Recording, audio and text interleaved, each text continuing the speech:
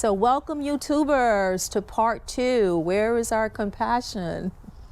And as always, I'm with my co-host, Vanessa Walker. Very cool, very cool. So we left off talking about compassion. Yes. I wanted to read a quote by Albert Einstein. It really kind of spoke to me and resonated with me. Albert Einstein stated, "Our task must be to free ourselves by widening our circle of compassion to embrace all living creatures and the whole of nature and its beauty." Widening our circle of compassion to embrace all living creatures of nature and its beauty. Yeah. It's beautiful. It is. Yeah. And it's, I'm not going to say it's easy to do. No. Sometimes it's incredibly difficult. And I think I think that required an and statement. Okay. And I think that even though it's hard, it is not only something we must do just to, in overall improve our world, but it's something we must do to kind of replenish ourselves, and it's funny. I was just driving down the road, not, had the kids in the car, and I saw along my way, driving on the road, I saw a woman jogging, pushing a stroller. I saw a man walking his dog, and I started to think about them and their lives, right? Because a lot of times you just get so caught up in your life and everything that you're doing that you imagine how totally unimportant your life is to that woman pushing her baby. Because the one thing she's focused on is that baby, and I want to get back to my fighting weight, I want to get good looking again or whatever. Or I want to, the man walking the dog, thinking about all the things that they have to do.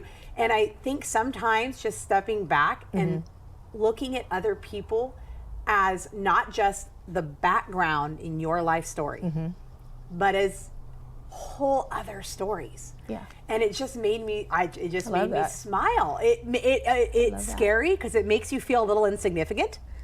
I think so. It does. It did. It made me feel like, oh my God, you know what? I am nothing to these people, right? I am the car driving by them as they're going about their wholly important life. And, but still, it made me feel a little bit insignificant at the same time as it made me just smile at a little bit of my interconnectedness with them, about them going about their daily routine in their life and how all the things that we have in common. And I knew nothing about these people. Yeah. Nothing.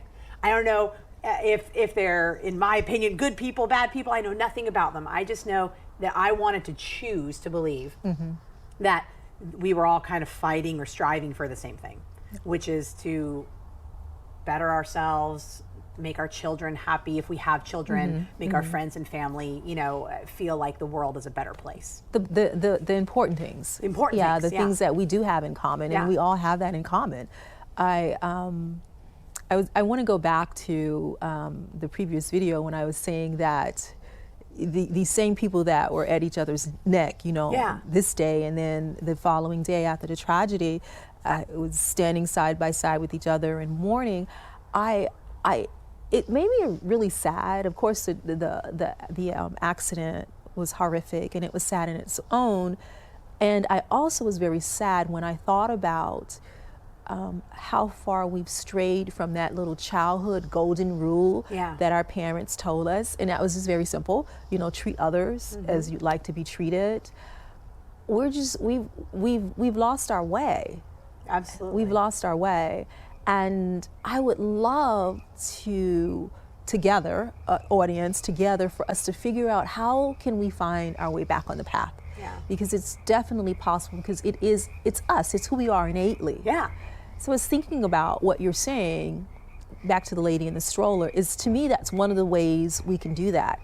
And that's to be present. That's what being present really is about. It's being in the moment. And when you're in the moment, when you're totally 100% absorbed into what's in front of you, not thinking about tomorrow, not thinking about what's next, not thinking about what you have to cook for dinner, but just really being in that moment, you can't help but see other people and observe them and realize, come to the awareness that they really are a part of your life. Exactly. That person strolling the baby is not in the background. She's actually in your scene that day. She's in your life that day, and you are in hers as well. Yeah. However, what we do, and myself included, is we put those people in the background because we choose to focus on what we choose to focus on. Exactly. So as I'm just thinking, one of the ways we could remind ourselves of our interconnectedness is to bring more attention and more awareness to the people that are in our lives. Yeah. Beyond our family and our friends. Absolutely. Right? To bring those background players into the forefront and give them some key roles by speaking. Yeah. And that is something that I do. I have never been like this, but for the past year, probably year and a half, I go out my way to speak to people. I live in this amazing condo, and what makes it amazing is not that it's just some luxurious condo, it's the people in the condo. We get on the elevator and everyone, I mean, I don't know, there's probably 800 units in that place, so we don't all know each other, but you would think we knew each other. Yeah. Because when you get on the elevator, everyone's like, talking. Hi, good morning, how are you? And then there's dogs, hi dog, hi, how are you? And then eventually you do start to run into the same kind of people. But that was something that I had charged myself with maybe a year and a half ago, that I'm just going to start speaking to people. Yeah. Because I have never, and my family can tell you, I am always a person not speaking. It's just I don't speak to you. I kind of have this shield around myself, and I think some of us do that for our own protection. But I decided I'm just going to do this thing. Shield's coming down. Shield's coming down. Shield's coming down. I'm just going to do this thing. And I did, and I got to tell you, Vanessa, ever since I made that decision, I'm so much more happier. Yes. Because I'm involving these background players. Yes. I gave them leading roles into my life. Yeah. The other thing is when I get on the elevator and someone's on there and they're not speaking, and I come in, I'm so chipper, hi, how are you? Yeah. They can't help but smile, speak and smile. And you instantly sense and feel the energy shift. There's an energy shift. So there's an energy shift that goes on.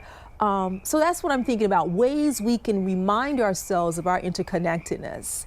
And that's, to me, is one of the things I'm going to do. I would love for viewers, I would love for you guys to comment of ways you think that we can get back on track with being these loving, kind human beings that we really are. What are some little ways that we can incorporate, bring in more compassion into our daily lives? And, Robert and I were talking, we were discussing about this episode. He had mentioned that, and like I said, I keep focusing on America because that's where we're able to understand the best. It's because you're egocentric. That's right. But just our country in general, right? It was founded with a revolution, right? Against something that they had perceived was an unjust, rule over them. And revolution created a new country, followed by another internal revolution over something that was absolutely abhorrent and unjust. Brothers fighting brothers, whatever, coming out the other side to hopefully move past that. Obviously, we haven't moved far enough past it as we'd like to, but we at least attempted to correct a wrong. We continue I think our country, for its credit, tries to reinvent itself over and over and over again. And I think we're kind of hitting that part where we need another intervention, another reinvention of ourselves, because we are so polar again. We are so polarized. I don't want it to be a revolutionary war where it's bloody, but what can we do to right, I think, these ongoing wrongs and oppressions that are happening to so many people in our world, in our society. And obviously I want to bring that out to the world. But we as Americans, how are we able to do this on a daily basis? And I really think it speaks to what you're talking about, not just focusing on ourselves, but bringing that, as Albert Einstein said, widening our circle of compassion out to everybody. And looking, I took our kids to the park, my 2 children to the park the other day, actually just yesterday. And the thing that I notice every time I take them to the park is they get on that playground and they start playing with kids that they have never met before, like they were best friends.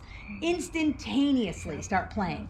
And then I look over at the other moms and dads that are in the park, and we all kind of are standing off from each other. And it's shields up. The shields are up. And sometimes you have one of the parents that will break through and start talking, and then good things can happen. And I decided, I'm going to be that person, just like Angela said in the elevator. I'm going to be that person. And I was there with my best friend, and we just started chatting it up with one of the other people, and my best friend even made the comment, gosh, I wish we could be just like the kids and start making friends, but why can't we? There's nothing holding us back. Why can't we interact with the world the way our innocent, compassionate, and loving children do? They haven't been exposed to the reasons why we can't. Well, there's no fear there. Yeah. There's no fear. Yeah. There is a saying that we either come from love or fear. Those are 2 places that we're coming from. We come from love, or we're coming from fear. And fear can show up many different ways. Yeah. Fear can show up as anxiety. It can show up as prejudice. Yeah. Being prejudiced. It can show up many different ways. But really, it's about, I'm fearful. I'm fearful that I'm not going to fit in. Yeah. So before you reject me, I'll reject you first. Yeah. Right. Yeah. I'm fearful that I'm not good enough, or I'm fearful that you're going to try to change me. Yeah. And I'm not ready for that. And I'm not ready for the change. Yeah. You're going to invade my space. You're going to try to impose your values onto me. So then I'm going to have my shields up. Yeah. But I would say to that, what part of that is absolutely true, and do you know that to be absolutely true? Yeah. Or is that an assumption you're making? And then you're moving from that assumption. And when you do that, people treat you exactly how you show up. Exactly. Absolutely. So we are going to take another break. Remember, please subscribe, like, comment, share our video, and we will return with part 3 of episode 3. Thank you.